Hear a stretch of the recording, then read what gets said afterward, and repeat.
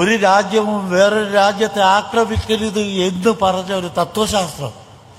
നമുക്ക് ആയുധമുണ്ട്. മറ്റൊരു രാജ്യത്തെ പോയിട്ട് നേപ്പാളിനെയോ ഭൂട്ടാനെയോ പോയിട്ട് കീഴടക്കാൻ നമുക്ക് അധികാരമില്ല.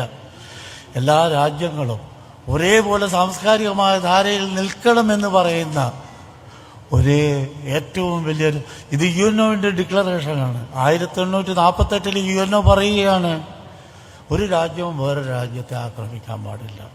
ആ മുദ്രാവാക്യം കേരളത്തിൻ്റെ മണ്ണിൽ നിന്നാണ് യുഎൻഒയിലേക്ക് പോയത് എന്ന് ഞാൻ പറയുവാൻ ആഗ്രഹിക്കുന്നു.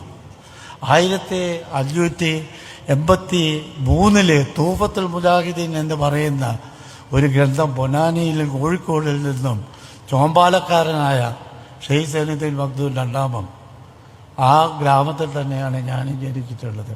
ഒരുപക്ഷെ എന്തോ അദ്ദേഹത്തിൻ്റെ ഈ പൊളിറ്റിക്കൽ സയൻസിൻ്റെ രാഷ്ട്രമീമാംസയിലുള്ള ഏറ്റവും വലിയ ഉത്തരം അദ്ദേഹത്തിൻ്റെ പുസ്തകം വ്യാഖ്യാനങ്ങളോടുകൂടി അന്ന് എഴുതിയപ്പോൾ 1583 എഴുതിയപ്പോൾ അദ്ദേഹം പറയുകയാണ് ഒരു രാഷ്ട്രവും ആക്രമിക്കരുത്.